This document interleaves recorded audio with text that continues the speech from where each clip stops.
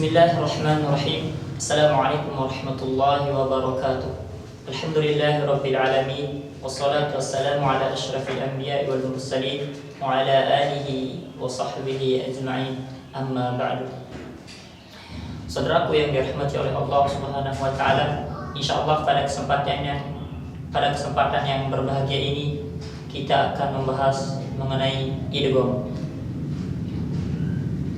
Mari kita bahas apa itu pengertian dari idgham terlebih dahulu.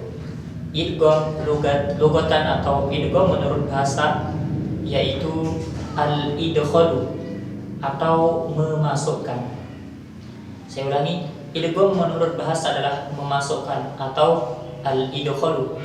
Wastilahan dan menurut istilah idgham adalah isalul harfi sakin fil mutaharrik bihaitsu yasiran harfa wahidan musyaddidan, yaitu menyambungkan huruf yang mati kepada huruf yang hidup yang bertasydid.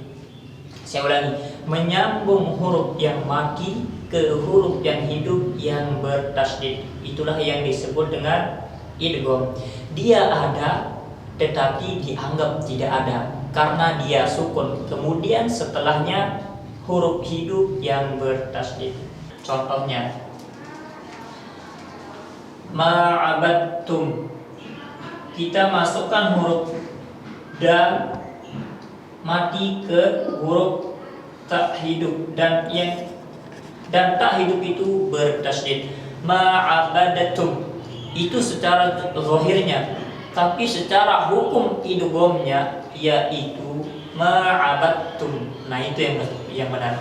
Ma'abattum yaitu meleburnya huruf mati karena ada huruf setelahnya yang hidup kemudian bertasydid. Itu intinya. Huruf mati kemudian setelahnya huruf hidup yang bertasydid. Dia ada tapi tidak dianggap ada. Itulah yang menyakitkan. Contoh selanjutnya, idrib bi'asakal hajar. Idrib bi'asakal hajar. Huruf mati setelahnya huruf hidup kemudian bertasydid. Ini contoh berikutnya. Idrib. Kalau kita nilai secara zahirnya, baca secara zahirnya idrib bi'asakal hajar. Tapi tidak, karena di sana berlaku hukum idgham secara umum, sehingga dibaca idrib langsung masuk ke huruf yang kedua. Huruf yang kedua yang hidup kemudian bertasydid. Idrib bi'asakal hajar. Contoh selanjutnya, idhab bi kitabi. Idhab huruf mati, kemudian bi kitabi huruf hidup yang bertasydid. Idhab bi kitabi. Nah, itu. Ingat sekali lagi, dia ada namun dianggap tidak ada karena huruf setelahnya huruf hidup dan bertasydid. Ya. Contoh selanjutnya, ittala'at tazawaru. Ittala'at.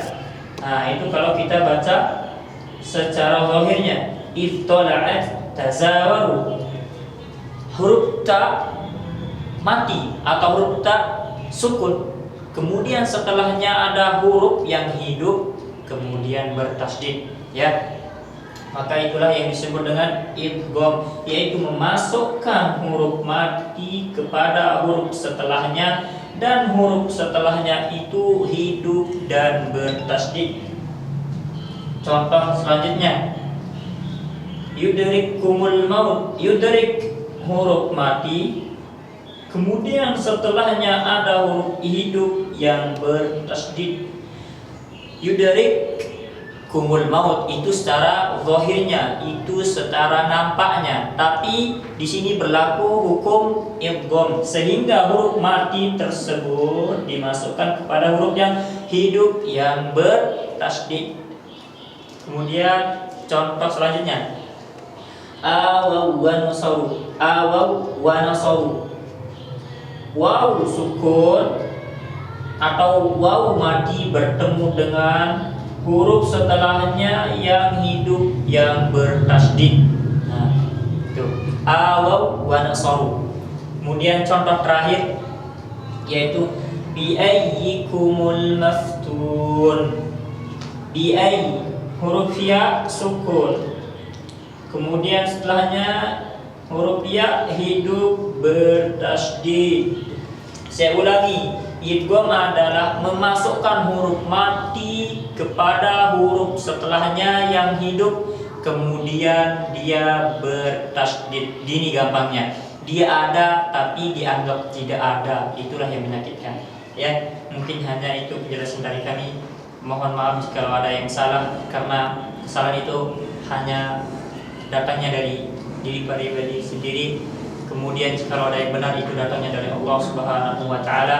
Kurang lebihnya mohon maaf. Kita tutup dengan doa kafaratul majlis. Subhanakallahumma wa bihamdika asyhadu an la ilaha illa anta astaghfiruka wa atubu ilaik. Assalamualaikum warahmatullahi wabarakatuh.